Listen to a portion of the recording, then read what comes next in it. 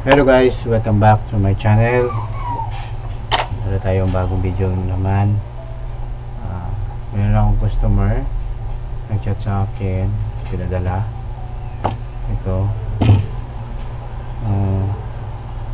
First gawin natin itong motherboard. Ang issue daw is no display. So yung model niya Biostar A70 MGP. So pinadala sa akin sticker, pinadala sa akin, so no display. So try natin repair. So na-check ko yung medyo may kalawang, pero okay naman, nalinis naman. So try natin on. Kuha tayo ng power supply. So dapat gawin nyo, first step gawin niyo, remove talaga ng processor. Pag remove ng processor, at saka i-try nyo board kung gagana. For example, no power yung board, yan, nakasaksak yung processor, siguro masisira talaga yung processor. Kadalasan sa aking experience, madami talaga yung mga processor, kadalasan mga E8. Yung pang-testing ko lang is mga A4. Testing ko lang kung gagana ba talaga ang board.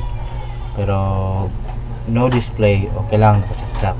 Pero ito, para makasiguro tayo kung wala ba talagang issue, so try natin remove ng processor. At saka natin i-try. Kuha tayo ng power supply, doon natin i-test kung ano talagang issue. Okay? Ayan, kuha tayo power supply, kuha tayo ng 4 pin at saka 4 pins, 24 at 4 pins ang need sa motherboard. So saksak natin.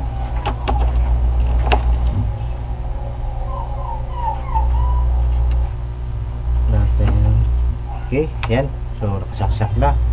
So try naman natin mag-on. Alaman natin kung okay ba. So tayo ng fan. Okay, ayan. So i-try natin na mag-on. Ayan, so nag-on siya. So possible no display ang issue nito. So okay yung board. So try natin na mag-flash ng BIOS. Kuha kayo ng programmer, tsaka remove yung BIOS chip. So try natin remove ng BIOS chip, i-program natin kung mag-display na ba. So kuha tayo ng BIOS chip, tanggalin natin. Ayan, tanggal na. So set natin, okay, yan, okay na. So lagay na din dito sa chip ng RT8. So ayan, lagay natin dito. Yan, pasok na. So saksak natin sa, may plug tayo dito sa computer. Yan, okay, yan. So nag-plug na. So atin i-flash yung chip. Flash natin. Yun lang talaga gawin nyo kapag okay yung motherboard. Possibility yung issue niya is yung corrupted BIOS. Kadalasan corrupted BIOS talaga. Kailangan nyo talaga ng ganito. So mabibili talaga to sa Shopee. Nabili ko lang to sa Shopee noon pa, mga 3 years na, almost 3K plus pa yun, mga 3.8 pa ata to. Same pa din ngayon, parang 3K plus pa din. So magamit to talaga sa mga laptop, TV na ganito. So check natin, okay na, natapos na ng program. So tanggalan na natin ng program, tanggalan natin yung RTA. Okay, tanggal na.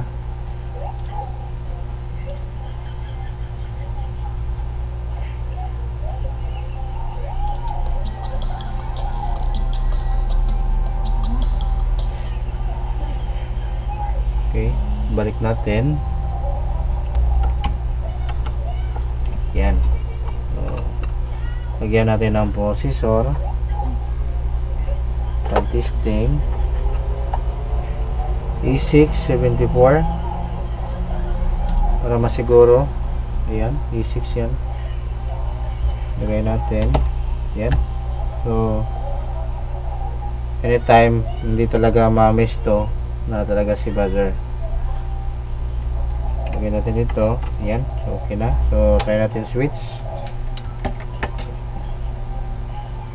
On natin.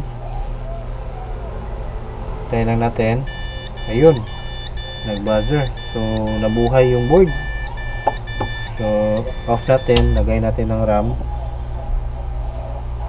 Lagay natin ng RAM. Okay. So, hanap tayo ng keyboard.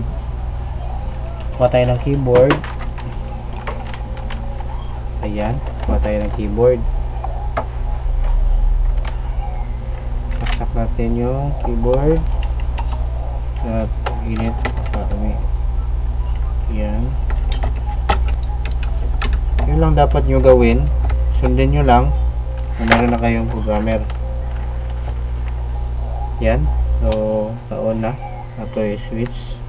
Power. Okay. Tayo lang natin.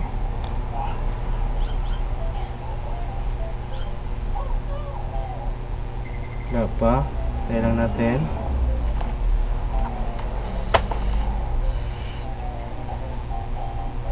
Hindi pa siya. Tingnan natin.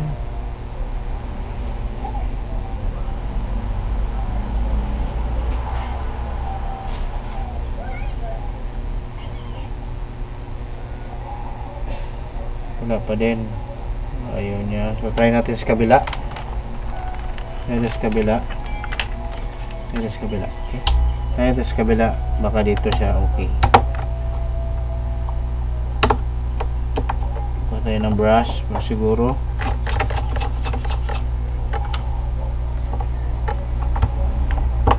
Okay, ayan. So, check natin. On natin. Okay, ayan na. Tayo lang natin. Gumana yung board.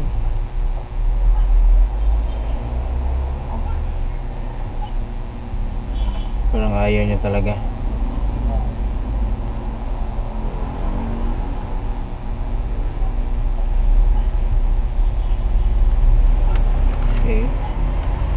Try natin remove ng CMOS battery. Ayan, so natanggalan natin yung CMOS. Tsaka balik natin yung RAM.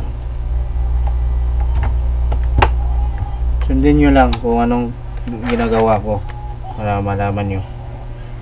Okay, ayan, on natin. Try lang natin mag-beep siya.